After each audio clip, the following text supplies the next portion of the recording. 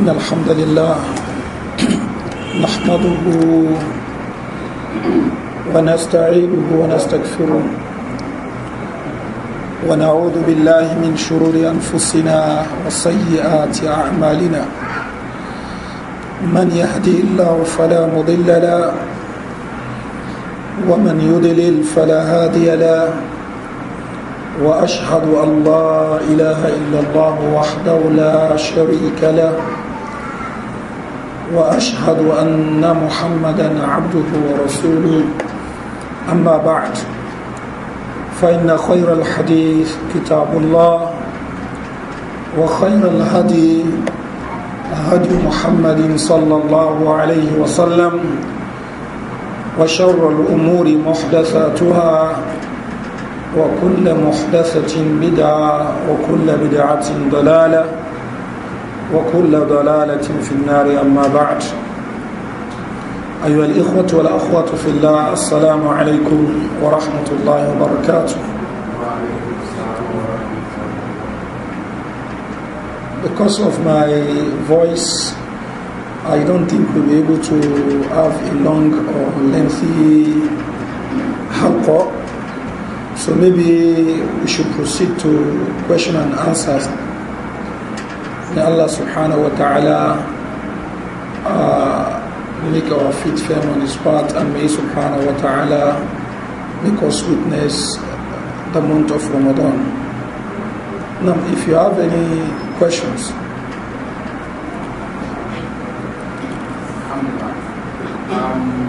My question is regarding an imam who recites the shortest surah, maybe let's say Shamsi we will not finish it, maybe the first rakah, in the next rakah I might recite the guidance and something, I will not finish it, I will do it. Alhamdulillah wa salatu wa salamu ala rasulillah wa ba'd. The question is concerning an imam who recites part of the surah in one rakah, and in the other rakah he recites another part or a part of another surah. Rather than completing the remaining part of the surah that he has recited, or go and pick another surah and recite a part of it. Now, there is nothing wrong in this. That does not affect the siha of the salah. The salah is valid, only that the imam has left what is better. What is better is for one to complete a surah in the recitation, so not to read part of it and go and read part of another surah. But this does not affect the salah. If one makes do with the recitation of Surah Al-Fatiha alone without adding any surah to it, this does not affect the salah.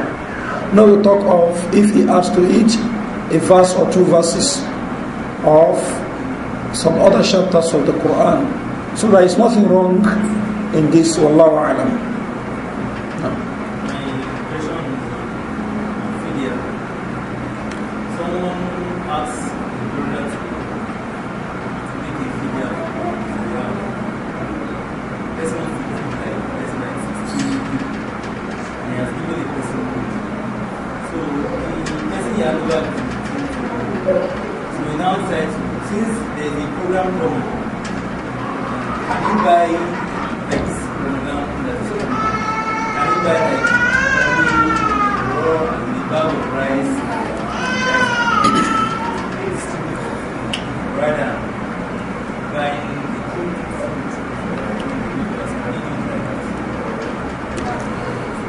Well, somebody who wants to do fidya, we didn't tell us the type of fidya he wants to do, whether it is fidya of nursing mother, kafara of maybe, well, let's say it is kafara of zihar, for instance, or kafara of having sexual intercourse with one's wife in the month of Ramadan, during the day of Ramadan, or something like that, or kafara of somebody who has killed a person mistakenly, that is the kafara that the person wants to do. Now, if he hands this over to somebody to do on his behalf, can the person buy foodstuff and distribute it in the month of Ramadan to the poor? There is nothing wrong in it, because the person that is supposed to feed are the poor people. So if he does that in the month of Ramadan, so there is no harm, but no any special reward attached to it because of doing it in Ramadan, and he shouldn't have that intention. Wallahu a'lam.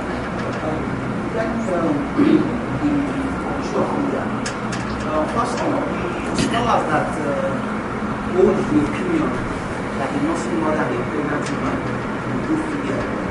Is there any such condition that it is when it is difficult for her that she is going to resort to fidya, or as long as she is in that condition, she can just go ahead with fidya? Secondly, for someone who now holds that opinion and sees that okay, he's going to do fidya for his pregnant woman, and it now happens that in the month of Ramadan the wife gives birth, which means that he's going to do akiko. He now wants to make an intention, okay, out of the food is going to be feeding people for akiko, 30 of them is going to be for the fidya. Does this suffice from this condition? The fact that it's going to be that ground is him, and it's just this point. Nam alhamdulillah, salatu wassalamu ala rasulillah. Concerning the one who wants to do fidya, can the person do the fidya with, that is fidya of a nursing mother or a pregnant woman? So if the pregnant woman delivers and in the month of Ramadan the akiko comes, the akiko falls in the month of Ramadan, can the person use part of the food of akiko as the fidya that the nursing mother wants to do, or it is not sufficient? So this is the second question. Now, when we say the ta'am of the aqiqah, that is the food of the aqiqah, the food of the aqiqah that is recognized here is just the meat. Is the meat, because Messenger of Allah Muhammad sallallahu alaihi wasallam has not made it compulsory on us to cook rice or buy beans and the likes. So what is compulsory or strongly recommended according to majority of the scholars is the slaughtering of the sheep. That is what is compulsory. Now if the question has to do with the meat that the person is supposed to give out, if that is what the person is referring to, so this may be acceptable as well. As for the food, as we said, it's not compulsory that he cooks food. It's not compulsory that he cooks food. But as for the meat of the akiko, can one use part of the meat of the akiko as an addendum, so to say, to the food to be given to the people to be fed, the poor people to be fed? Now, if he's sure that those that he's going to give to are poor people, then there is no harm. Because the meat of the akiko itself is not a must that you must do sadaqah with all of it. It's not a must that you do sadaqah with all the meat, all of the meat. So you can do sadaqah with part of it, and you can also keep part of it for yourself and your family. So if what you are keeping for yourself and your family, you are taking part of it to add to the food that you are giving to those that you want to feed in the month of Ramadan, because of the fidya that the nursing mother wants to do or the pregnant woman wants to do. So there is no harm in this, wallahu a'lam. But on condition that those that you are given are fuqara, they are masakin. Wallahu a'lam. Another question about this: those scholars that hold the opinion, is there any condition that it is when she's unable to bear the fast, or as long as she's in that condition, she's entitled to be Well, from what is clear is that the companions Abdullah bin Umar and Abdullah bin Abbas anhu, who gave that fatwa, they gave the fatwa to those who could not fast it. So if a pregnant woman says she can fast it, so the basis is that it is compulsory on her to fast. And if a nursing mother says she can fast it, the basis is that she must fast it. So coupled with the fact that majority of the scholars, as we have said before, they are of the opinion that that fatwa of Abdullah bin Abbas and Abdullah bin Umar does not mean that those women will not pay back the fast. So it's just for them to feed people in the month of Ramadan. And it may also back their position that Abdullah bin Abbas anhu is reported from him, likewise from Abdullah bin Umar, with respect to somebody who is unable to fast in the month of Ramadan as a result of maybe being sick, or as a result of traveling, or as a result of maybe menstruating. The person is unable to fast in the month of Ramadan. We all know that he's going to fast, pay it back. Now, if the person is unable to pay back till another Ramadan comes in, the person doesn't pay it back in Sha'ban, so he doesn't pay it back until another Ramadan comes back. It is established from Abdullah bin Abbas anhu, likewise Abu anhu, that such a person should feed in addition to paying back. So this majority of the scholars can also use as evidence that the feeding that Abdullah bin Umar anhu is talking about, or Abdullah bin Abbas, is not that they won't fast. Though there is an addition that says that they will not pay back. But I'm saying this just to tell us the way the Jumhur of the scholars have looked at it. So the person that you say, okay, don't fast, not because the person is pregnant only, or because she's a nursing mother, if she can fast. But if she can fast, when we say it is compulsion, because that is the basis. Wallahu a'lam. No. Okay.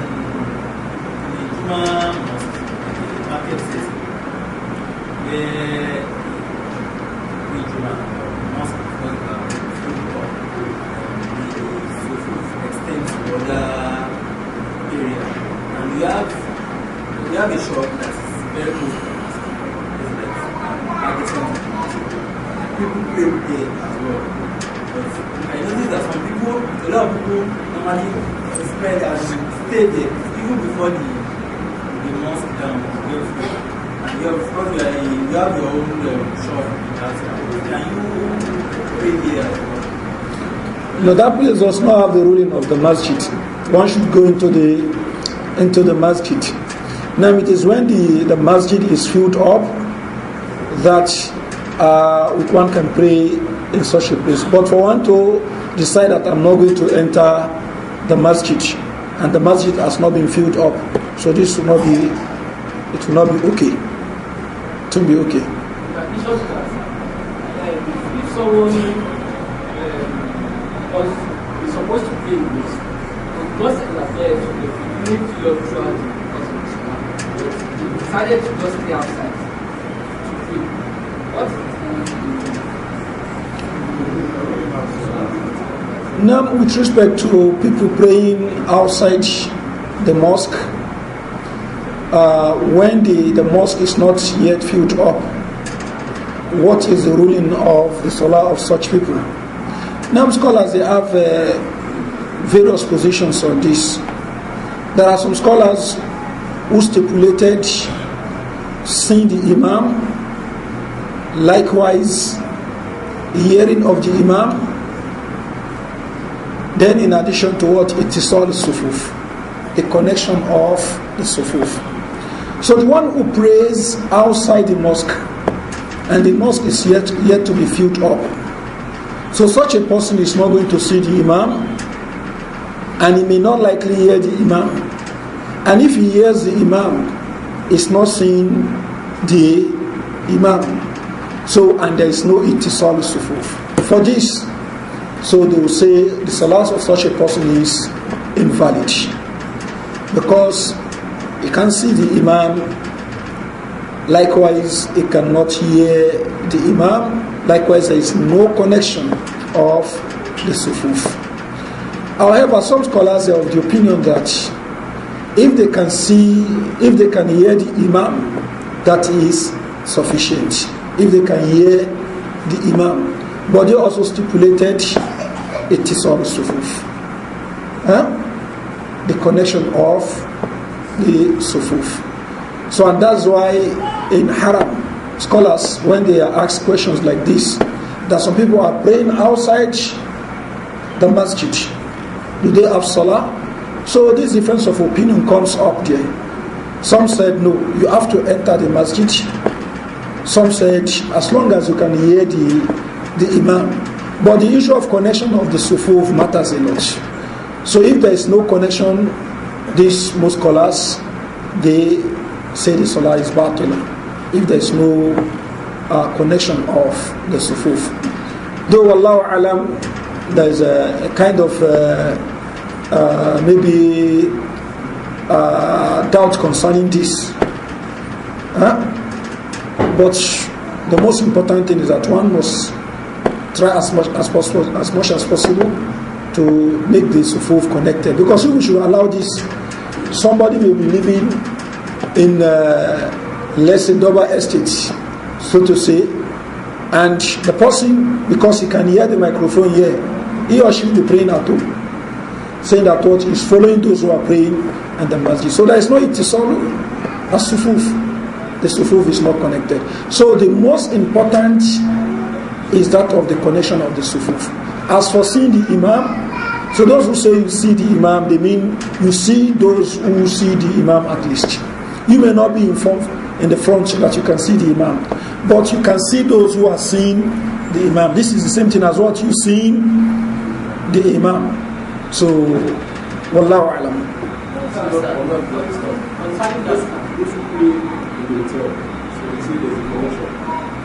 Now, if there is connection, take for instance in some of the hotels around the haram or around the masjid, because the hotels are also in the haram.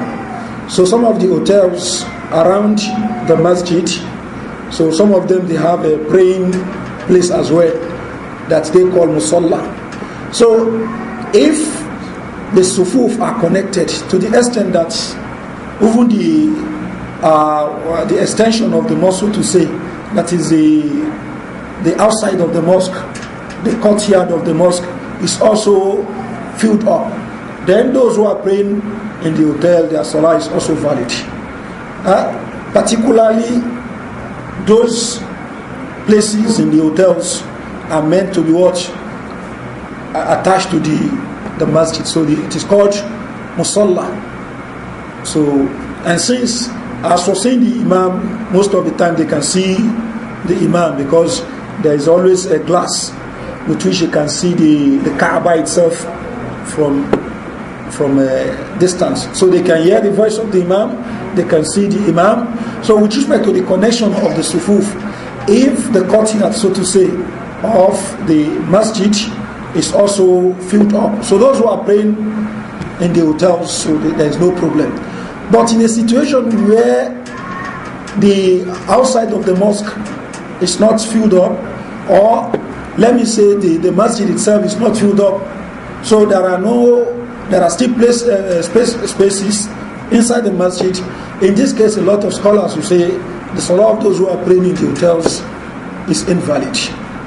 As I said earlier, there is a kind of doubt concerning this, because these hotels are also very close to the masjid. Unlike somebody who is very, very far away. Wallahu a'lam. Let's say on a sunny day, especially, you see some people who want to take the stage where the shadow is. In that case, you see spaces between the sufuf. That is why I said there is a kind of doubt. I'm talking about what the scholars have said. Though some scholars, they do not leave it like that. But most of the scholars, they emphasize the issue of ittisal sufuf. So, but there is a kind of doubt concerning it. But even somebody in his house now, so this will be a different case. Allahu Alam. Now, regarding the salah for women, praying in their houses is better for them than coming to the mosque. I read an argument that that one is attached to the sikha of the salah of that woman. If she cannot pray very well at all, maybe that's better for the woman to go to the masjid. Does that mean that all our mamas, we should encourage them to go to the mosque? Since most of them know that when they pray singly at home, they might not pray it very well. What do you mean by pray it very well? They can be looking everywhere, or most of them when they recite, you hear them reciting what they recite in Salatu. Well, what we have is the Messenger of Allah sallallahu alaihi wasallam said, "La temna'u ima Allahi masajid Allah." Don't prevent the female servants of Allah from the mosque of Allah. Wa salatuhunna fi buyutihinna khayr. And their prayer in their houses is better. So this is what we have evidence from. Messenger of Allah sallallahu alaihi wasallam said, don't prevent them from coming to the masjid. Now the basis is that women coming to the masjid for salah is not the best. It's not the best. And that is why Messenger of Allah Muhammad sallallahu alaihi wasallam said, khayru sufufi an-nisa'i akhiruha wa sharruha awwaluha. The best sufuf of the women are the ones at the back, and the most evil of the sufuf of the women are the first rows. Why? Because the women are the first rows. They are closer to the men who come to the masjid late.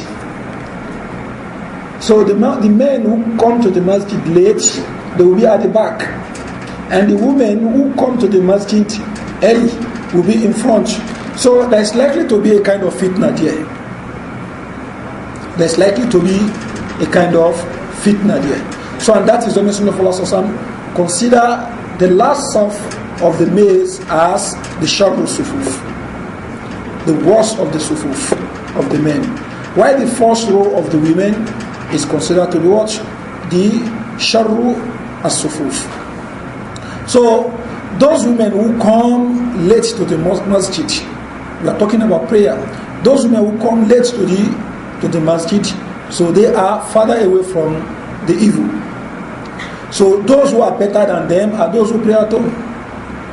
Those who pray at home are better than those who are at the back of the rows.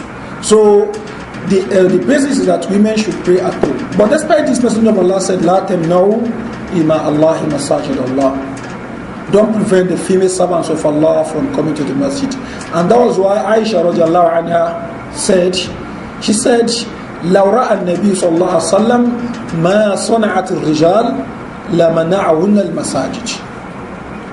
That was at the time of Aisha. She said, if Messenger of Allah were to be alive to see what the women are doing today, he will prevent them from coming to the masjid. Because the dressing of the women had started depreciating the way the women would do. So Aisha, when she looked at that situation, she said, if Messenger of Allah were to be alive, he would have asked them to pray at home. But Aisha did not say they shouldn't come to the masjid despite that, because of the order of the Messenger of Allah sallallahu alaihi wasallam. La temna'u ima Allahi masajid Allah. So the best is for them to pray at home. That's the best. Now for somebody to not say it's for those who know how to pray. As for those who do not know how to pray well, it is compulsory on them to come to the masjid. This will require what? A text. A woman who doesn't know how to pray, she should be taught how to pray. Not that we say she should compulsory come to the masjid to pray. Because the Sharia has not said that. What the Sharia says is that salatuhunna fi buyutihinna afdal. Praying at home is better. So, to say, okay, if they come to the masjid, what if the imam himself is not somebody? It's better. It's better. What if the imam that is leading them is not somebody that is also okay? maybe the place in the environment in which they are, the imam maybe is a soothsayer, that's number one. Maybe the imam is not a soothsayer, but he doesn't know how to recite Surah Al-Fatiha very well. Maybe if the imam recites, it does not watch, it does not perfect his acts of ibadah. So all these are also possible. Because a lot of people, they just come to the masjid, they don't look whether the imam that is leading them knows how to recite or not. I've prayed in the masjid that the imam, I don't understand the way he recites at all. Just he mixes up things that you'll be asking yourself, does this man pronounce so and so? You know that he doesn't pronounce it well. You know. But people, they are comfortable with him being their watch, their imam. But his tradition is very poor. So you cannot rely on something like this to say, okay, maybe coming to the masjid to pray is better for them if they do not know how to pray very well. Rather, they should be taught how to pray. The necessary things should be explained to them. Wallahu a'lam. So when you enter a mosque, and maybe they pray maybe Jawah, then you now see 2 or 3 people praying. Just feel like when you join them. After the salam, now we realize that this person I went really decided to do it and others. Would you think about it? Now you enter a masjid, the salah has been concluded, you saw a person or 2 persons praying, and you joined them. After the salah, you now felt, not that you knew, you felt that maybe they might not have recited the surah or the Fatiha very well. So that feeling doesn't mean anything. So you base your position on what? On certainty or galabatu dhann. What is preponderant or what is certain. So you should leave that feeling. But when you know that maybe they are not good reciter, particularly with respect to Surah Al-Fatiha, according to Jumhur of the scholars, they are of the opinion that the Imam that does not recite Surah Al-Fatiha well, as you can't pray behind him. If he is doing it deliberately, he himself has no salah. But if that is his ability, they say he has salah. But you that know how to recite Surah Al-Fatiha, that are praying behind the Imam who does not know how to recite Surah Al-Fatiha, the Jumhur of the scholars say you have no salah. But Ibn Hazmi puts forward an argument that how can you say somebody's salah is valid, but the salah of the one who prays behind him is not valid? When in the Sharia, if somebody's salah is not valid and the Ma'mumun, they are not aware of this, if they pray behind him, in the Sharia they have salah. Take for instance, if an Imam leads people with Janaba, and the Ma'mumun are not aware that he has led them with Janaba, they now pray behind him, and none of them is aware, Allah is going to accept their salah. Despite the fact that the Imam has no salah, if he remembers that he has led people in Janaba, he has to repay that salah. But is he going to tell all the people that are praying behind him that I led you in salah with Janaba? And it's not compulsory on him to do that. Even it's not required. That is gone. But if the Ma'mumun themselves, they are aware that this person has led us in Janaba, then they shouldn't pray behind him. And if it is after the salah they know, they should also repay their salah. So he argues, so if they should pay back the salah, if they are aware after the salah that he has led them in Janaba. But if they are not aware their salah is valid, now somebody's salah who is valid, that is valid, so he now said the one who prays behind him, his own salah is not valid. So, and this is a very good argument. So, but according to the majority of the scholars, that is their position. Take for instance the Imam that does not know how to pronounce door, he pronounces it Allah as we have. So according to Jumhur, they will say you can't pray behind such a person. Some scholars have said you can pray behind him if the error is not a major one. Like somebody saying, An'amtu alayhim, sort of what? An'amta alayhim. So they say this word is lahnun jali. It's a clear error, big error. So such a person, if you pray behind him, you have no salah. So, wallahu alam, as long as the person is not doing it deliberately, that is his level of knowledge. So if you pray behind him, the salah, wallahu alam, is valid. Sir, respect of the only project. I had it somewhere that it's not compulsory to shape the Yeah. So I want which point is best. Is it to say Now the best, somebody who Allah subhanahu wa ta'ala blessed with a baby girl, is it compulsory to shave the hair, or it is haram to shave the hair? Huh? You know, when you have a baby child, a baby boy, you shave the hair. There is no controversy on this. كل غلام مرتهن بعقيقته تتبع عنه يوم صابغه ويحلق راسه ويسمى.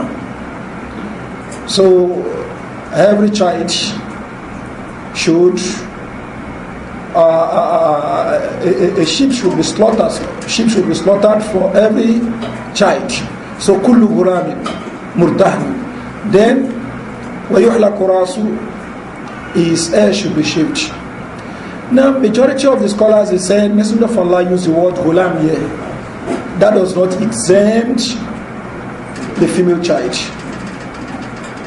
It doesn't exempt the female child. It's just like when Allah subhanahu wa ta'ala is saying, ayyuhalladhina amanu, you believe, do so and so. Allah using what?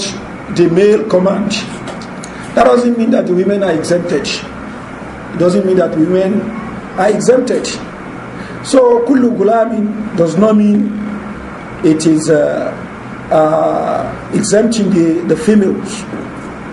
But the Hanabila, they are of the opinion that no, it exempts the female. Why? They said the basis is that it's not permissible to shave the girl's hair. That is the basis. A woman shouldn't shave her hair, and she should not have her hair cut to the extent that what it will be low. So when we are now extending that to a female child, so we are violating what you already have, which is what? Prohibiting women shaving their hair. So why shaving the hair of a lady? So this is the argument of the Hanabila. It's also a strong argument. But in a situation like this, it is better for one to be with the Jumhur. Because Messenger of Allah sallallahu alaihi wasallam said, Amitu anil adha, take the other away. The hair is what is like a filth, so take it away. So we need a text that will tell us that that of the female is not a filth. So the position of the Jumhur is stronger. Ya wallahu alam.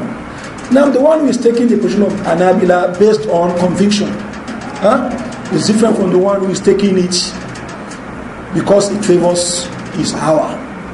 Somebody does not want the hair of a lady to be shaved. He doesn't like it. Even that of the male is just by force, so to say. But when he now sees something that he can clinch to say the shaving of the woman of the female hair is not permissible, then he will clinch to that. No, this type of person should fear Allah subhanahu wa ta'ala. But if it is as a result of conviction, Wallahu alam, there is no problem in that.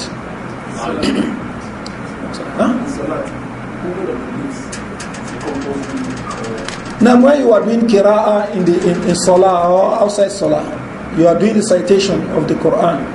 Somebody who holds the mushaf or he doesn't hold the mushaf is just pondering or reading inside himself without the movement of the lips. Can we say such a person is reading the Quran? The answer is no. So when we talk about reciting of the Quran, it has to do with what? Movement of the lips. It has to do with movement of the lips. So whether you are now reciting aloud or you are doing that silently, that's another thing. But when we talk about recitation, it has to do with what? Movement of the lips. So now one may be remembering Allah subhanahu wa ta'ala without movement of the lips. That's another thing. Or pondering. So that's a different thing. But when we talk about recitation, al-qira'ah involves and entails the movement of the lips. Wallahu a'lam. I have one question. The first one, as a woman, normally women they take some drugs when they want to travel or they have some intense activity they want to do so as to prevent menstruation. So can a woman also decide that during Ramadan, I want to take this drug because I want to fast during Ramadan? Concerning that question, can a woman take drugs in order to delay her menstruation? That is a coming of her menstruation. Is that permissible? Whether she does it outside Ramadan or in Ramadan, so that she can fast the month of Ramadan. Is that permissible? This has to do with the recommendation of the doctor. If, according to the medical experts, it will not harm her, then there is nothing wrong in it. So women will do this in order to perform Hajj at times. So the position of the scholars on it is that this has to do with the advice of the medical doctors. So if it's something that is likely to have negative impact on her, maybe it will make her menstruation become something that is irregular, then in that case she should avoid it. Because Allah subhanahu wa ta'ala has given her concession. So وَمَنْ كَانَ مَرِيضًا أَوْ عَلَى سَفَرٍ فَعِدَّةٌ مِنْ أَيَّامٍ أُخَرَ. So rather than what? Making her menstruation irregular. So it is better to avoid using that drug. So that is one. Or it is likely to cause some harms to her health. Then in that case, it will be haram for her to make use of something like that. But if it's not going to affect her, then it is permissible. Allahu A'lam. Secondly, what the first one said is to give people something. If you give somebody something to break your fast, like you definitely whatever person is this fast. What do you consider as giving somebody something to break his fast? Is it dalbinu, or is it food, or is it koku and akara? Which category is it? The one that will feel the person, and the person will say, alhamdulillah, I've broken my fast today, or is just water, take? Well, it is general. What Messenger of Allah sallallahu alaihi wasallam said is, "Man fattara sa'iman, man fattara sa'iman." So whoever enables the fasting one to break his fast. So not necessarily a complete meal. So if it is the bidun that he gives the person, as long as what he has assisted him in breaking his fast, he has assisted him in breaking his fast. So it is general. So we shouldn't limit it to somebody who gives him a complete meal. Wallahu. No, sorry, guy. Let's say this man gives over a fasting person that the person broke his fast, and I gave him the Coca-Cola afterwards. So let's see No, you do not do taftir of soy. Somebody has preceded you in doing the taftir. Somebody has preceded you in doing the taftir. But if it's a complete meal, that is better, because that is what can urge that person, and the person will be happier than just giving him. So after the dabini, if he brings a complete meal, so he has the reward of somebody who has given a believer food to eat. No, he didn't use that for breaking. When we pray Tarawih in Ramadan, some of us really want to fully make ibadat in the night. How many ibadat could be Salat al-Tawbah, Salat al-Hajjah, Salat al-Something? Can we do all of those Salats? Salats, not recitation of Quran, not Salats. Well, what the Salaf Salih were upon is what is good for us to stick to. It was not reported from the Salaf Salih that they will be observing any other nawafil after the the Taraweeh. So the Taraweeh, they will observe it from after Salatul Isha. I know that Salatul Isha at times they may delay it maybe till Thulthul Layl, a third of the night. So if they after Salatul Isha they start the Taraweeh Mubashara immediately, and this they may lengthen till what? Maybe till Thulthul Layl, a third of the night, if they do not delay the Salatul Isha. At times till half of the night, at times till maybe third part of the night. To the extent that one of the companions, Abu Darda also, said, Messenger of Allah sallallahu alaihi wasallam lengthened the salah hatta khashina an yafutan al-falah, till we fear that we might miss al-falah. That is the sahur that they are going to eat. So it was not reported that maybe they will be doing some other Salatul Tawbah, Salat so and so. So if you observe the Taraweeh, whether you observe it in Jama'ah or you do it alone, so this is what we have evidence for. But bringing all these things will not be okay. But that doesn't stop us from the recitation of the Quran. If you still have time, you can recite the Quran. When we go by the hadith, the guidance of the Salafus Salih, a lot of things will be simple. A lot of things will be simple.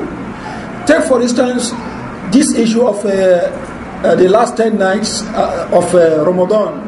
Now organizing special nafila that they will lengthen, saying what this is what? This is Qiyam also. There is no evidence for it.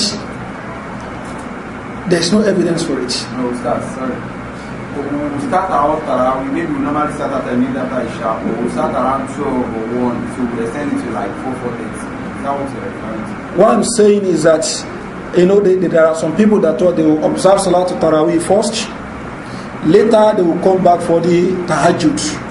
So this was not practiced by the companions, it was not practiced by the Messenger of Allah Muhammad sallallahu alaihi wasallam. So what they did is Tarawih at a go. And some people may say, okay, they are using it to look for Laylatul Qadri. Now, didn't Messenger of Allah look for Laylatul Qadri? Didn't the companions look for Laylatul Qadri? For you to witness Laylatul Qadri, once Salatul Maghrib comes in, you are what? You are in that night. So, but people, they make things difficult for people. So that, you know, some people, it will be so difficult for them till, over some of them may miss some of the things that they are supposed to do on the following day. When we take the deen which this is better for us. Following the hadith of the Salafus Salih is better in a situation like this. So if people agree that okay, the Salatul Tarawih, they want to lengthen it, maybe using 6 hours, and that is left to them. So there is no harm in that. And if it is 2 hours, but for us to break it into pieces, so one is Tarawih, one is Tahajjud, Messenger of Allah never did that. I'm not talking about praying 11 rakah or praying 20 rakah or 36 rakah. I'm not talking about that. So I'm talking about is that what you want to pray, pray. But to say, okay, one is Qiyamul Layl, one is Tahajjud, one is Tarawih. So all this breaking, there is no evidence for it. Allah. We have decided to lengthen our in the last 10 months of Ramadan. So we're reciting long verses. Can we now, what is the evidence of lengthening your salah in the last 10 nights of Ramadan? What is the evidence? No, you are talking.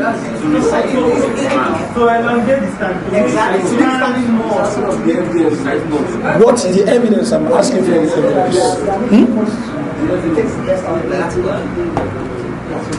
What is the evidence for lengthening it? No, we are talking about reciting of the Quran is okay. But now we are talking about the Tarawih that you are praying. What is the evidence of lengthening it? The evidence. Since we at least we are encouraged to do ibadah, more ibadah, so we can decide to That is Ramadan is going on. The evidence is just process. What about the ayah of the hadith of Aisha? He said in the last 10 parts of Ramadan, Prophet will tighten his so that means you will do more of ibadah. Now, when he did more of ibadah, when did he finish his salah? No, the same in the last 10 minutes. The hadith of Abu Darda also, that he said he lengthened the salah at khashina yafutan al-falah, so did not extend to watch to the time of what's it called? The time of sahur. So how would he? So Messenger of Allah will be in the masjid doing i'tikaf, doing all this. So recitation of the Quran is there. But we are talking about the salah itself now. This breaking that, okay, in the first 10 nights we are going to do so, in the last 10 nights we are going to bring up special nafila for the last 10 nights. Where did we get that? That's why they call it tahajjud. They call it tahajjud. No, I'm not talking about those who are extending their tarawih. No, I'm talking about those who separate it. To say, then now I'm saying, okay, we want to last 10 nights, we must extend it as well. What is the evidence for that? No, sir. For instance, we normally recite like 50 verses. Normal. First 20 days. Yes. Now, okay, let's. Is there any evidence for that? What we have as Umar radiallahu anhu will tell the reciters, those who are leading in Salah, those who are very fast, he will tell them that they should reach 30 verses. Those who are slower than those people, 20 or 25 verses. Those who are slower, the slow reciters, he will ask them to recite, those who are fast, 20. So those who are slow, like that. So not that they must lengthen it because they are in the last 10 nights. There is no evidence for lengthening it because we are in the last 10 nights. All the evidences that we have from the companions is about Ramadan, the Qiyam, Layl in Ramadan as a whole. Not that one is special for the last 10 nights. But that doesn't mean that you cannot increase in other ibadat in the last 10 nights. But the Taraweeh, this is what we are talking about. Then the one who is lengthening is Taraweeh. His case is better than the case of those who are separating it. Now some of the Salaf, some of them did it. They did this separation of a thing. But we are talking about the companions and the practice of the Prophet Muhammad sallallahu alaihi wasallam. So there was no this breaking of a thing. So this is what I'm talking about. There is no evidence for all this. There is no evidence for all this. Wait. Don't say they are doing it in haram. That is not evidence in Islam. Huh? So those ai-imma in Mecca or in Medina, there are other ai-imma somewhere else. So what matters is what is the evidence. What is the evidence that says so and so should be done? Now take for instance now the issue of completing the Quran in the month of Ramadan in Taraweeh. No evidence for it. No evidence for it that okay, we have to do what? Khatmul Quran in what? To now warrant a special khatma like the one they will do what? In Haram. There is no evidence whatsoever for it. And some people will be targeting that I want to witness the khatma. I want to witness the khatma. Then there will be special dua for that. Then special dua for that of 27th again. So people come in for what? For Umrah. Wallahi, the problem is that a lot of Muslims, we bring some hardship on ourselves that the deen has not brought. It's just like somebody going forward for Umrah or for Hajj. Messenger of Allah Muhammad sallallahu alaihi wasallam only did 3 tawaf. The tawaf of coming, then the tawaf of Ifadah, and the tawaf of Wada'. You can't be more pious than the Messenger of Allah sallallahu alaihi wasallam. Where he lodged was called Hajjun. Hajjun, very close to. He didn't come back to do tawaf until the day was about to leave. So this hadith in Sahih Bukhari, hadith of Abdullah ibn Abbas, But some people will come up with general texts that if you do tawaf, you get so and so reward. If you do tawaf, you get so. Didn't Messenger of Allah know about this? He was the one that told the companions. So the companions, would they do that? Would they do it that way? So and that's why we have conjecture. So people will come, they want to do their own tawaf of Umrah, that is what? Compulsory. Then there is somebody who is doing tawaf every day. Make that place congested. Then you see the women who also sit in the masjid, blocking all the space. Despite the fact that Messenger of Allah said what? Afdal salat. That time no Imam Allah say what? Salatuna fi buyutina afdal. For them to pray in their houses is better. Now, are you looking for more reward, or you are looking for what to satisfy your own hour? If it's for more reward, pray in your hotel is better than what? Coming to the masjid to now what? Compete with the men. Then you now see what? Women passing in front of men who are praying. So women passing in front of men who are praying, women sitting beside what? Men. Man doing ruku, the person in front of him is a woman with her buttocks raised. Is this Islam? No, we have mixed up things. So clinging towards general texts must be in line with, if the practice of the companions of the Messenger sallallahu alaihi wasallam do not support that general interpretation of what? Of a text. It is better we understand it in line with this. And that's why Shaykh Ibn Uthaymeen rahimahullah ta'ala emphasized this issue of tawaf in his book Liqa'at Bab al-Maftuh, that it's not something that is what encouraged, that you should be doing tawaf often and often. So you can do it, there is a lot of things that you can do, a lot of ibadat that you can engage yourself, rather than what? Making that place congested. So somebody is supposed to do tawaf, now it is hard for somebody to do what is called a Roman now, that you jog somehow. It is difficult because you see people just moving, then you see pushing here. Because of what? Because of the crowd. So when we get something wrong here, it will lead to another thing. So it is something that will be that will have a multiple something like that. So Allah. Now, if I'm doing Iskaf in the mosque, they break this thing in the last 10 days, the Tarawih and the Tahajjud, which one would you advise someone to do? Well, anyone you like. It is better you join the Tarawih. That's better. But since you are in the masjid, so anyone you decide to join. No. Okay. Your questions are not wrong. The last one. Okay. On itikaf, I had a previous opinion of why itikaf is not in this place. But I've not been able to go for Umrah all these years. Now I miss itikaf. I really want to do itikaf. What would be your advice? Can I just go to one of the imams? Well, my own position is that you can do itikaf in any masjid. In any masjid. So as long as what the masjid is not the masjid that is meant for a particular house. Maybe somebody building a musalla in his building. But if it is what an open masjid, so one can do it. Better if it is what Masjid Jami. Better if it is what al-Masajid al-Thalatha.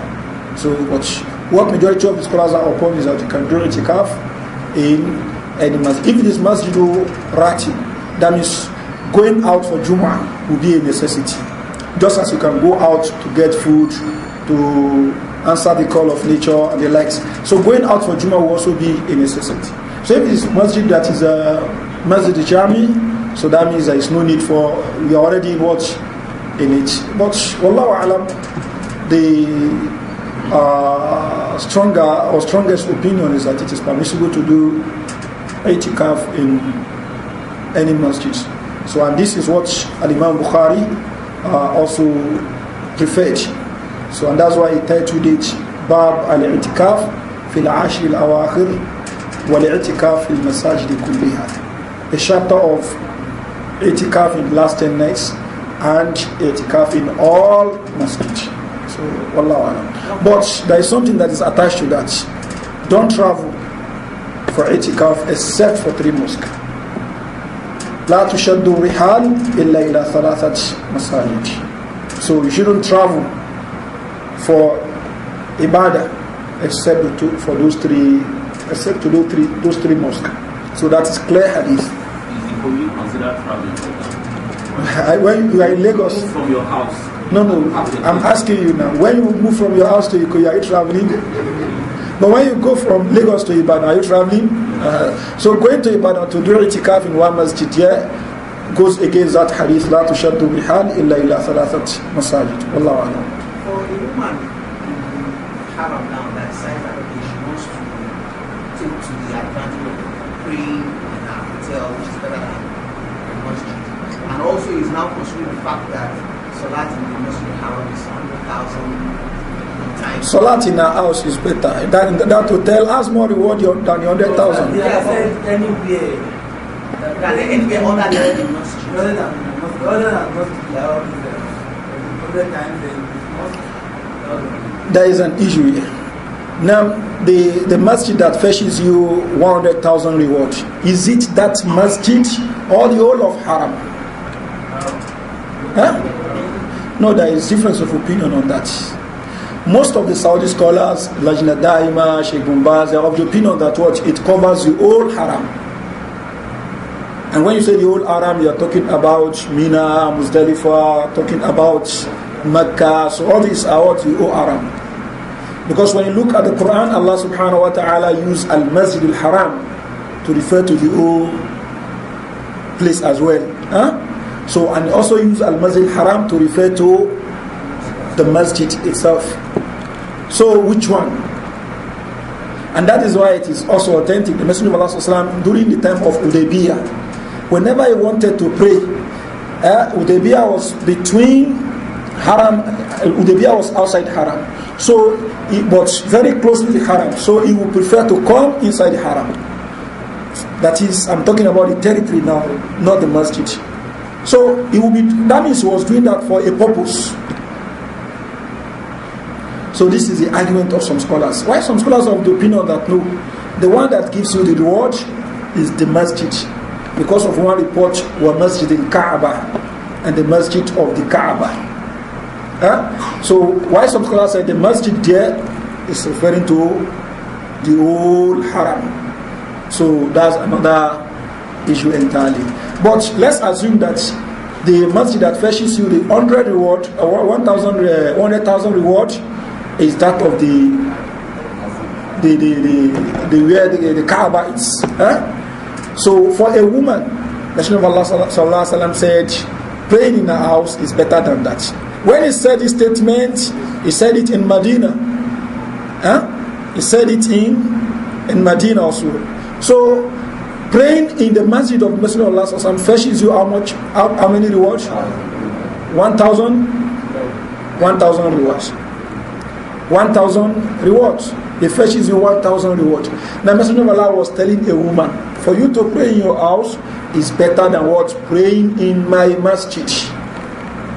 But for you want to say 1,000 rewards, no, I will come to your masjid because of the 1,000 rewards. That means she doesn't understand the message of the Messenger of Allah. He was telling her, praying in your house is better. If you are looking for what is better, then praying in your house is better. But is it haram for you to come to what is not as good as the other? It's not haram. La tamna'u ima Allahi masajid Allah. So they can come. But if the reason why they are coming is to get what? The word. So praying at their hotels is what? Is better. But when you are doing something that is good or permissible, and is bringing some what? Some fitna and the likes, what do?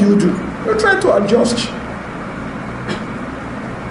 So we have seen cases of a man putting his head at the buttocks of a woman. To the extent that what some of these Indonesians and the likes, they don't see it wrong. She will sit beside you. She will sit beside you. because she wants to be in the Kaaba from morning till night.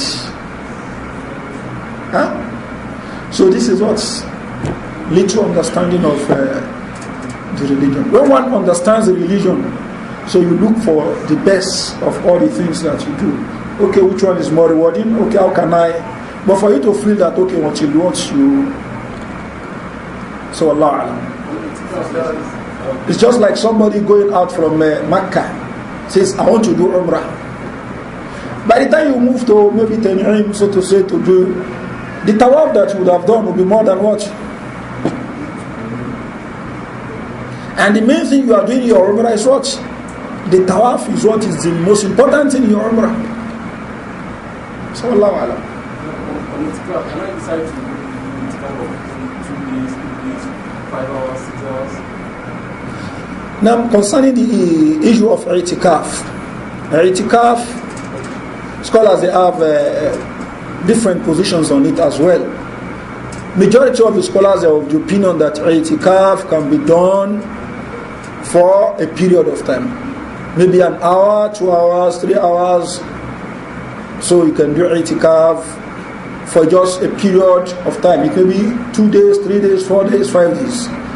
But the i'tikaf done by the Messenger of Allah sallallahu alaihi wasallam in the month of Ramadan was in the last 10 nights.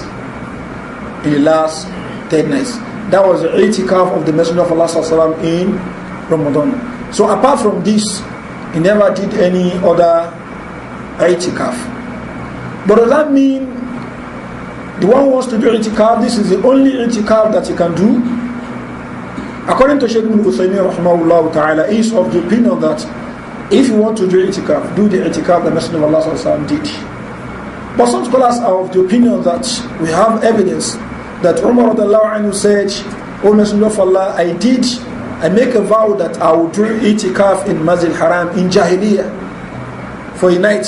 And Messenger of Allah sallallahu alaihi wasallam said, what? Awfi bi nadhrik, fulfill your vow. So from this, the scholars said, okay, i'tikaf can be done even if it's not for an hour. If it's an hour. But if you want to do the type of the i'tikaf with Messenger of Allah sallallahu alaihi wasallam, that will be in the last 10 nights. But if you want to do ordinary i'tikaf, then this can be as short as an hour. So, and you have the intention of doing i'tikaf. But scholars go against the statement of some people that whenever you are entering the masjid, have the intention of doing i'tikaf. I'm coming for salah, for instance, now I have the intention that I want to do i'tikaf, but this is not correct. You are setting out purposely with the intention of what? I'tikaf, this, even if it is less than an hour. So according to majority of the scholars, this is permissible. Wallahu a'lam. On that, you're saying 10 nights, last 10 nights. Is it only nights or you really emphasize on last 10 nights? When I say last 10 nights, if I say last 10 days, does it include the nights? So at times the Arabs, they will use the word nights and they mean what? Day and nights. And they use the days and they mean what?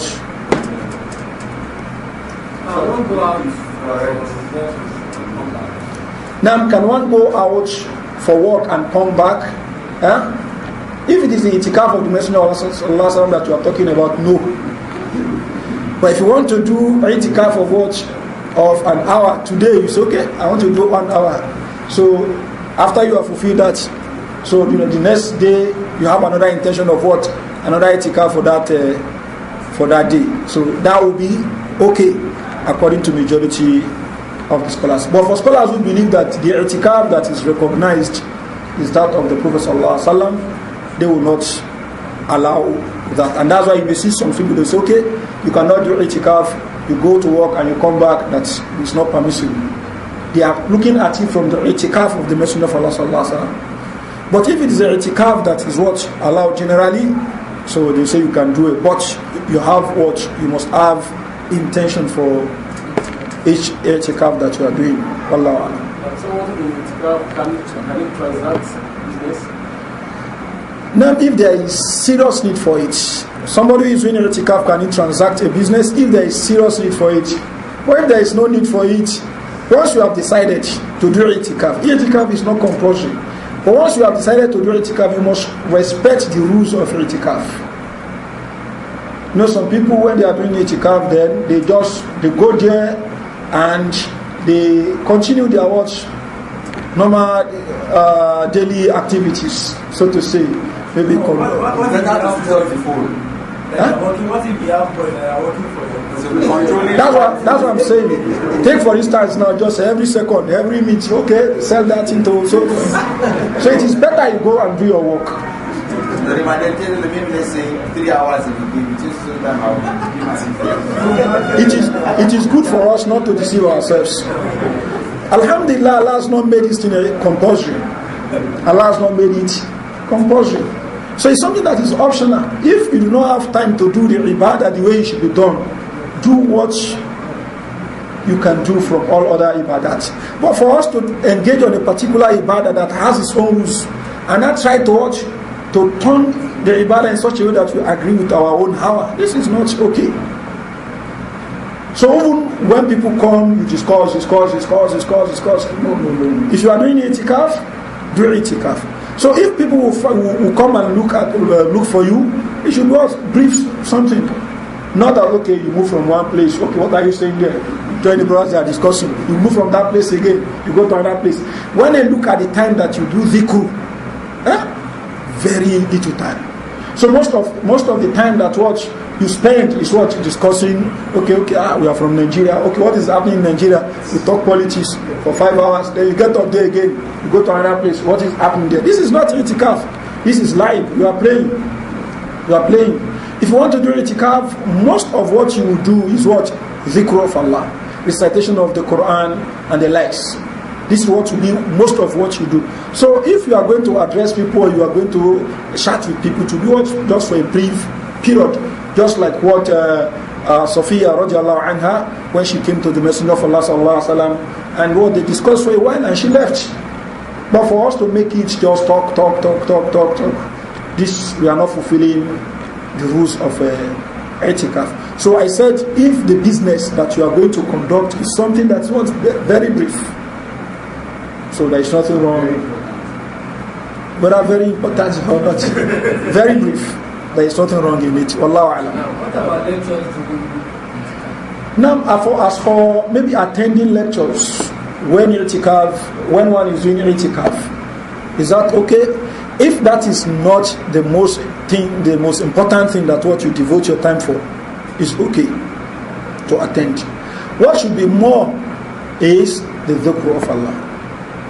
But attending one lecture from one place to another, so that cannot be seen to be what itikaf. But if you attend maybe a lecture or so or two in a day, this is something that is also okay.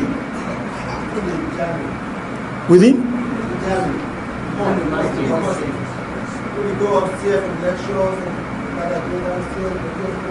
Now, if somebody who goes upstairs, are we going to say the person has gone out of the mosque? No. Unless if it is specifically mentioned that that place he has gone is not part and parcel of the mosque. But if it's part and parcel of the mosque, maybe he goes to the courtyard of the mosque, it's still part of the mosque. Unless if it's what specifically mentioned that this is not part and parcel of the mosque. And that's why the one who is entering the gate of Al-Masjid al-Nabawi in Medina, as you're entering the gate, you are considered to have what? Entered the masjid. So as you are entering, you say what? The dhikr of entering the masjid. The only exception there are the toilets and the parks. So those places are not considered as part and parcel of the masjid. But other things, they are part and parcel of the masjid. Wallahu a'lam. Okay.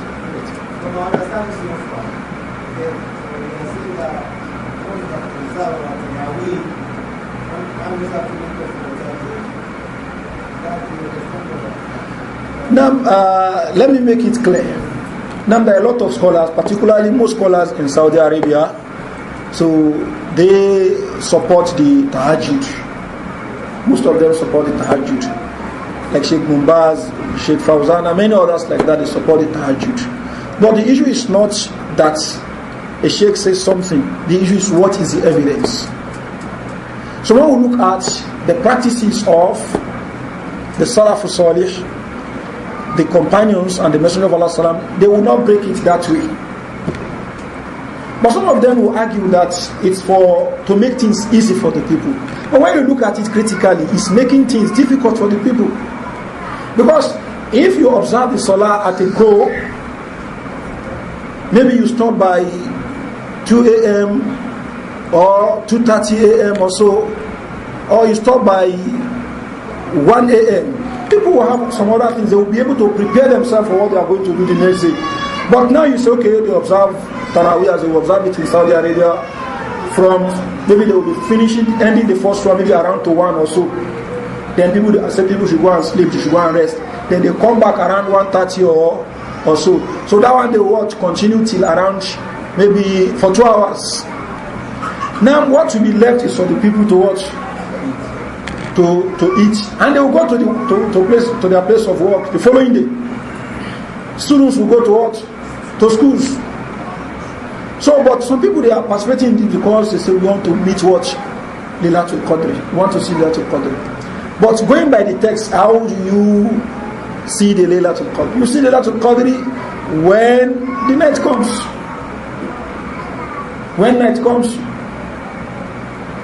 So not that what is a particular time the Laylatul Qadr will come. Not 2 a.m. or last part of the night. There is no idea that says what Laylatul Qadr is what. Laylatul Qadr it covers the whole night.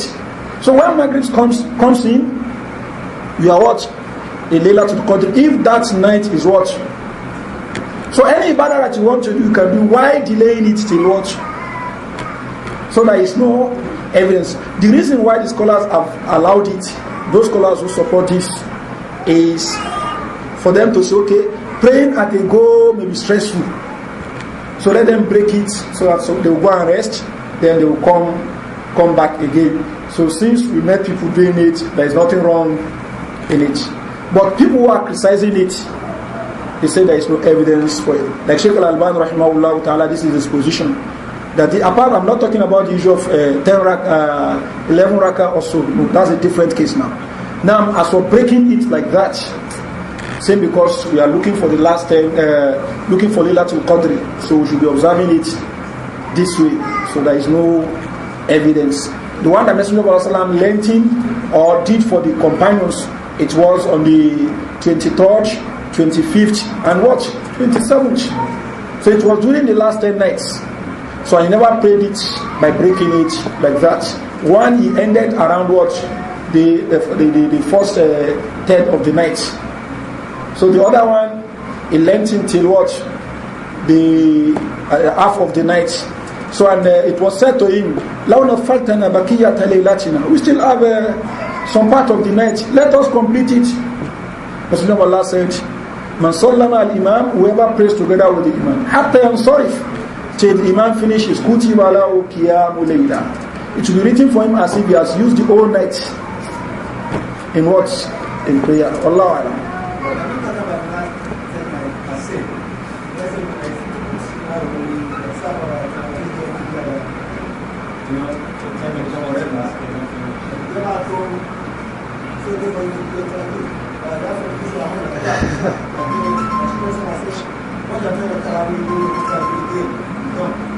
Now when we talk about Taraweeh, Taraweeh is what they observe in the masjid.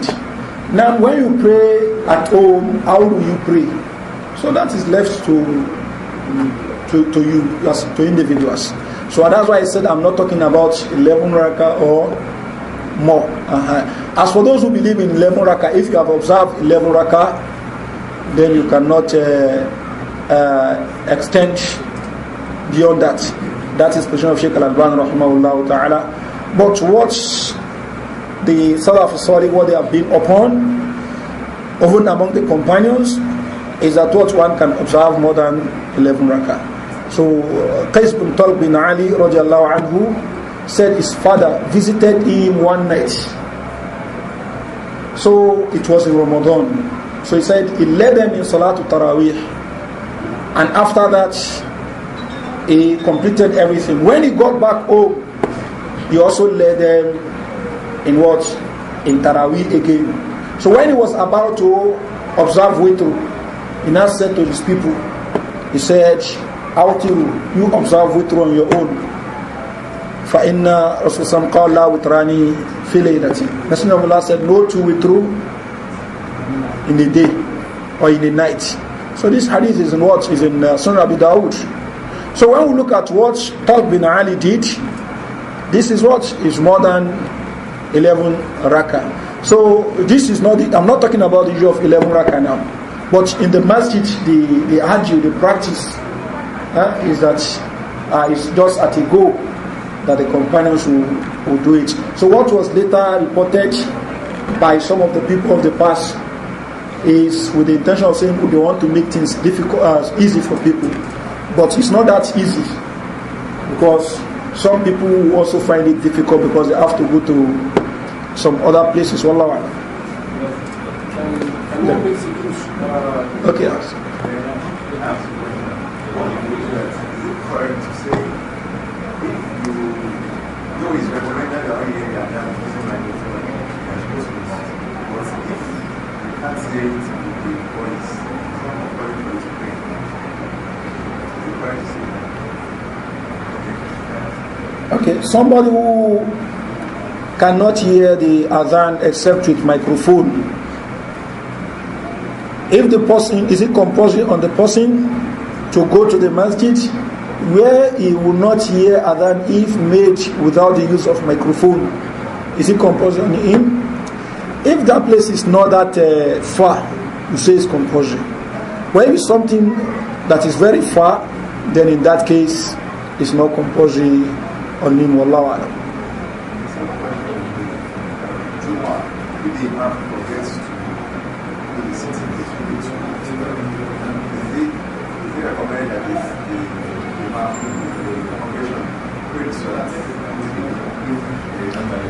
Now the Imam who is doing khutbah on the day of Jumu'ah, and the Imam forgets to do, who is doing khutbah on the day of Jumu'ah, and he forgets to sit in between the two khutbah. That is, rather than sitting, he just makes one sermon. So when the Ma'mun pray behind such an Imam, the Salatul Jumu'ah, are they supposed to pay it back? No, they're not supposed to pay it back. The Salat is valid. Khutbah is one, the Salah is also what? Another thing. So, Wallahu a'lam.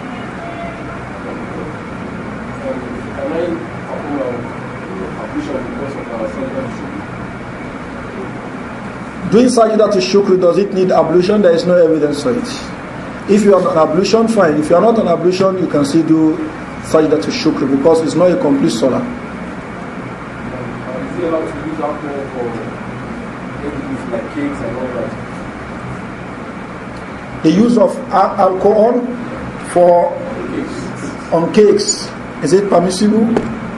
Well, according to the stronger opinion, as long as the alcohol that is going to be used is not likely to change the cake.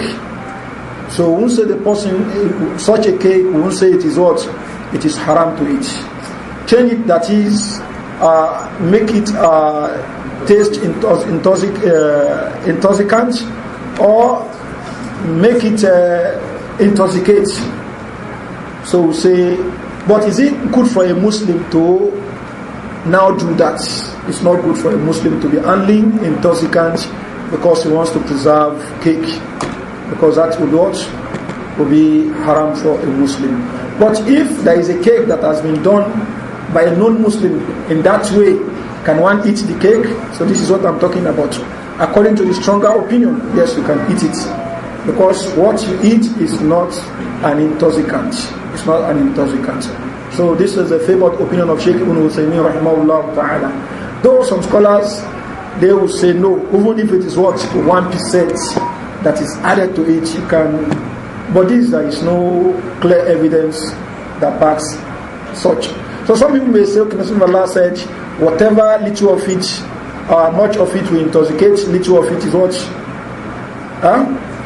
Is haram. So this is when you are taking it raw.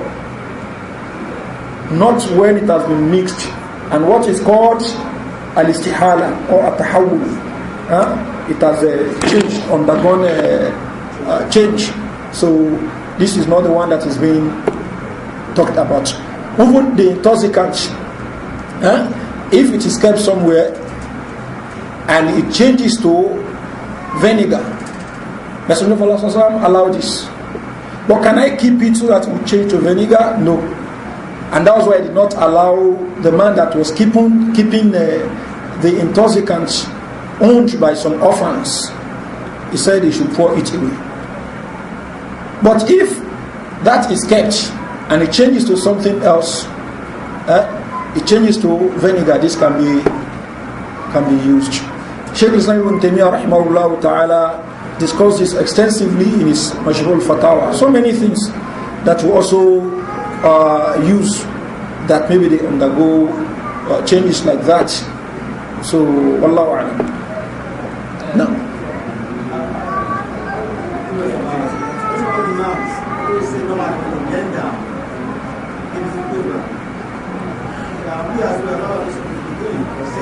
If the Imam in between the two khutbah sits, what is he going to say?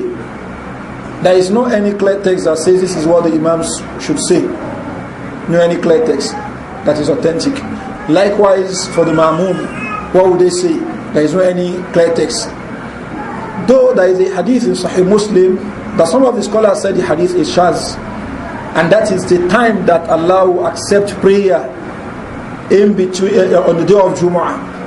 So there is a hadith that is between the beginning of the khutbah, so to say, till the salah is concluded. So this hadith is said to be shaz by some of the scholars. Some say the hadith is what is authentic. So and that is why you see some of them will say in between, before the salah finishes, then it is time for what? There is time for supplication. So people like this, they want to use this period when the Imam is sitting to do supplication. But what is more correct is that the time Messenger of Allah is talking about is towards the end of the day. That is very close to the time of Maghrib after Salatul Ashr, as reported by Abu radiallahu anhu. Wallahu anhu.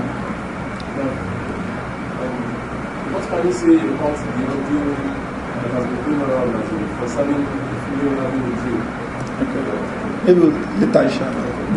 So, concerning the media, is it permissible for a Muslim to produce the media from maybe fruits to media?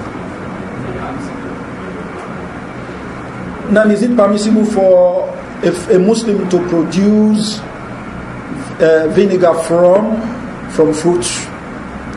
Now, if it's going to, maybe it's going to be left in a period that will become what? Intoxicant. If that is going to happen, no. But if it's not going to, because we know that there is this takhammur, that is fermentation that will happen. So if it is in that state, if it can intoxicate, so this will not be permissible.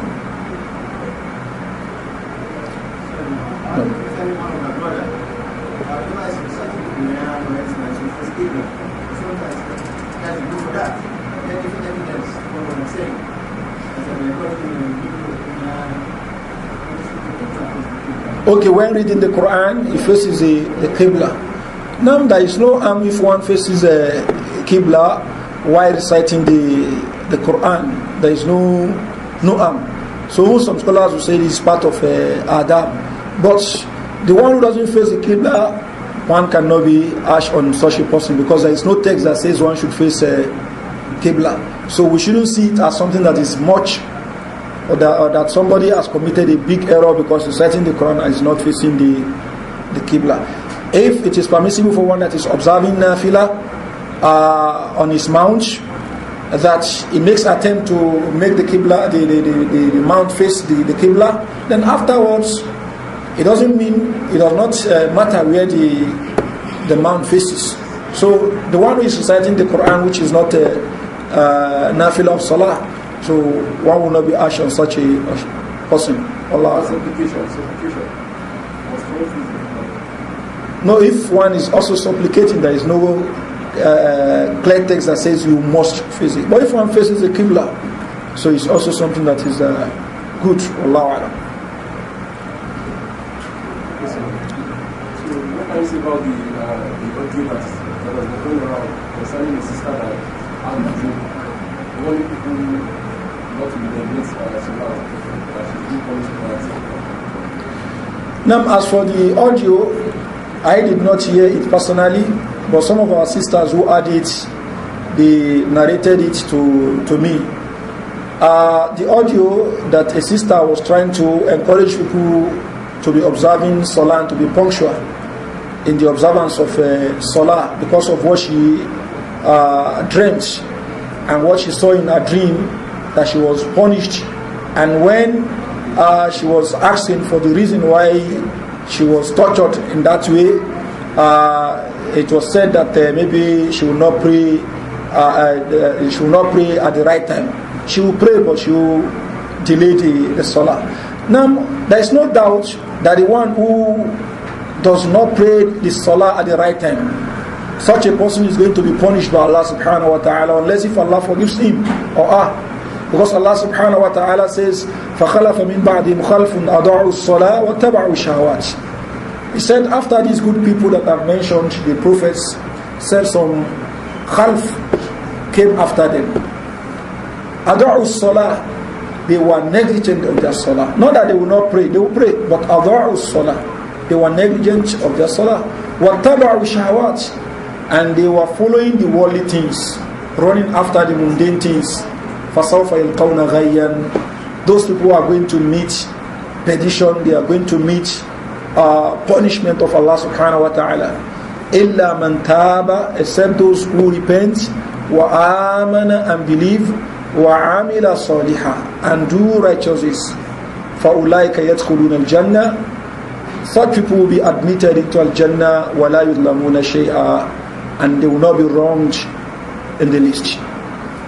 So when you go by this verse, so one will see that neglecting the Salah is not something that is okay. Even if one prays it, but not praying it at the right time. But some people, they are fond of trying to encourage people to do good and to forbid people from doing evil by fabricating stories that when people hear, people want to do good. And when people hear, they want to run from things that Allah subhanahu wa ta'ala has forbidden. Now this is not helping Islam, is destroying Islam. Is destroying Islam.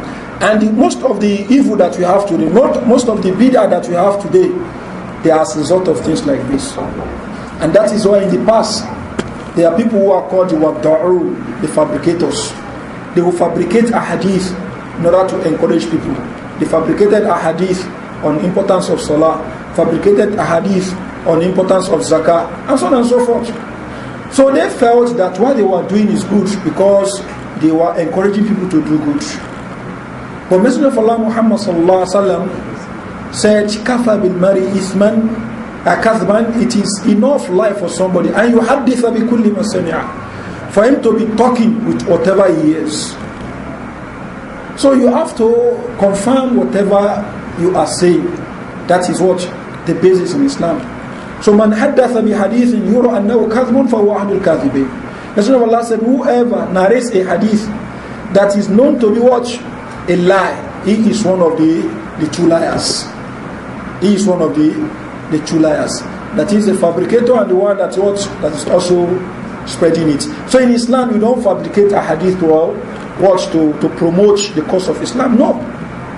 Fabricating a hadith to promote the cause of Islam is like you are saying that what is available is not enough to convince the people. Until you fabricate, that is when the people can watch. And that is why the scholars will say, Fima Saha Hunyatun wa Kifaya. What is authentic is enough to spread the thing. You want to do ibadah, what is authentic is enough. What is authentic is enough for you to practice your ibadah and to admonish people.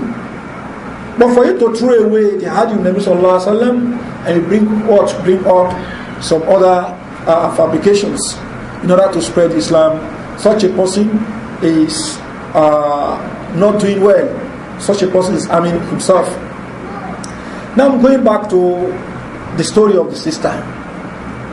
Now what the sister saw in the dream, if she really saw it, the Sharia ruling is that when you see a dream that terrifies you, when you see a dream that is horrifying, what you are supposed to do is not to narrate it to any other person. You do what? You do ta'awudh from shaitan, from the evil of the dream that you have seen. Somebody sees herself or himself being punished, and he or she was told the reason why she was what? Punished in the dream. So it's not for him to be spreading it.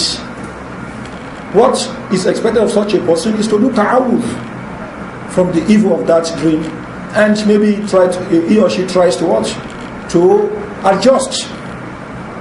But for you to not make that into a story and news that you will spread into people, this is what contrary to the hadith of Nabi Sallallahu Alaihi Wasallam. Okay, how can the people feel this experience of mine?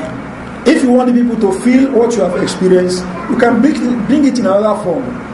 That there is a case that we had, that so and so happened. You won't tell people that you are the one that it happened to,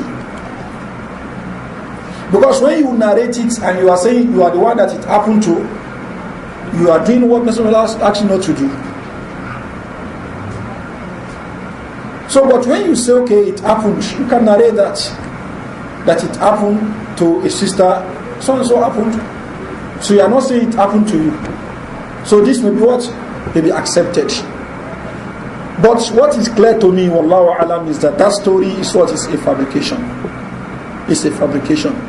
Because in the story, the person was also asked to go and meet Jibril or so.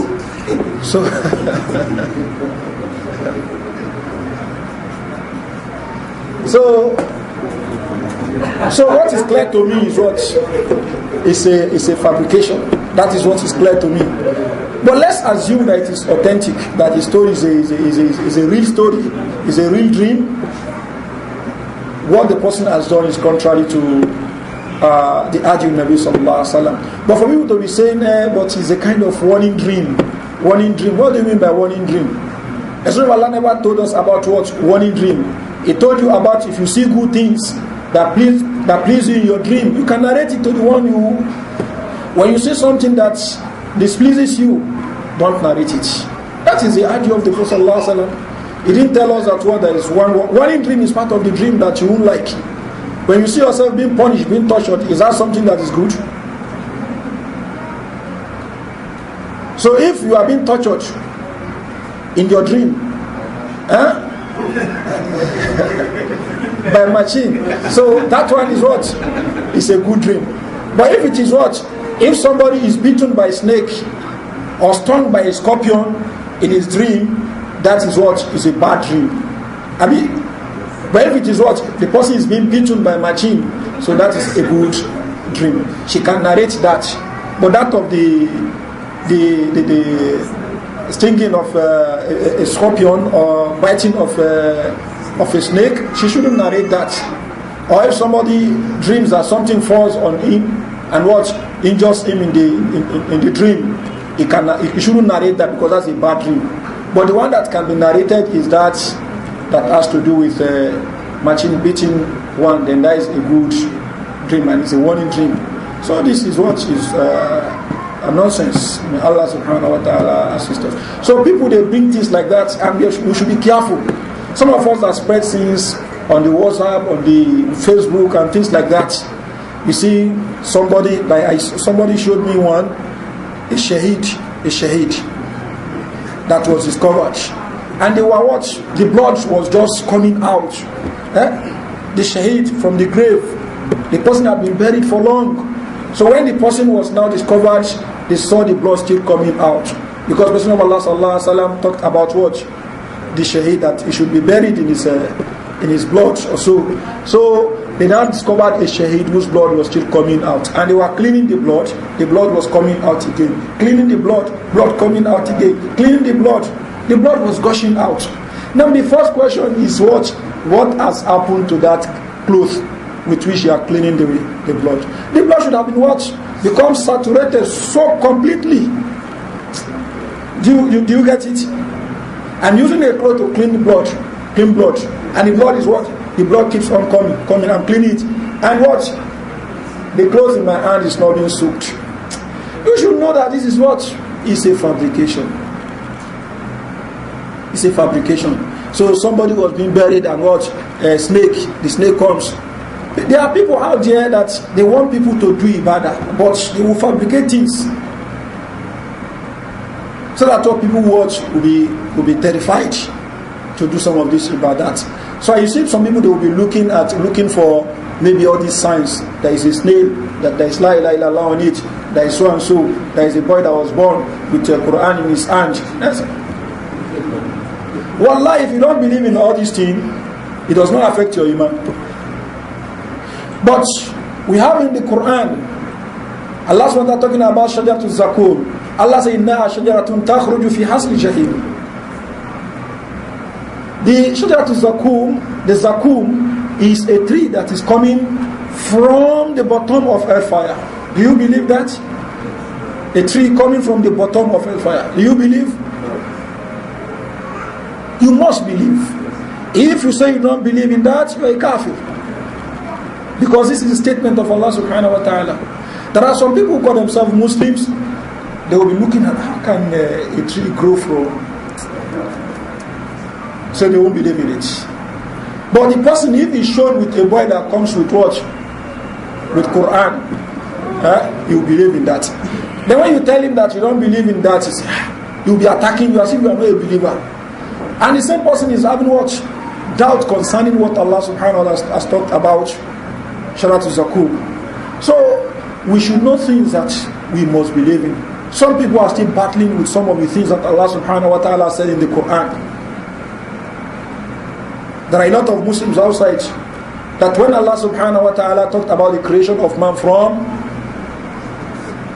soil, they found that this does not agree with the scientific fact. Which scientific fact?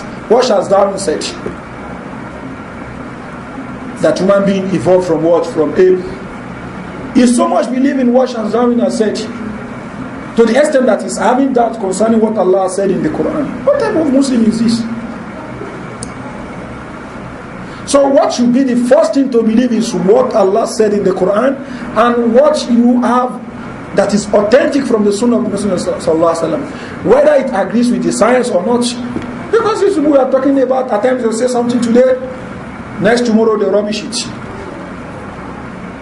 So you don't subject the word of Allah subhanahu wa ta'ala or the statement of the Messenger of Allah sallallahu alaihi wasallam for the statement of individuals or human beings.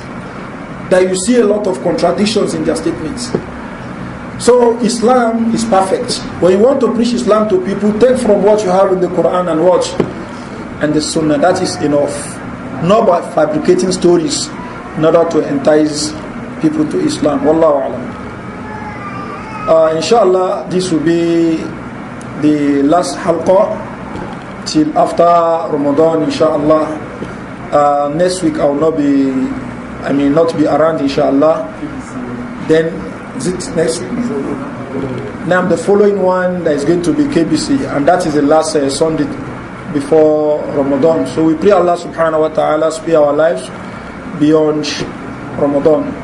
So وصلى الله على نبينا محمد وآله وصحبه أجمعين سبحانك اللهم وبحمدك أشهد أن لا إله إلا أنت أستغفرك.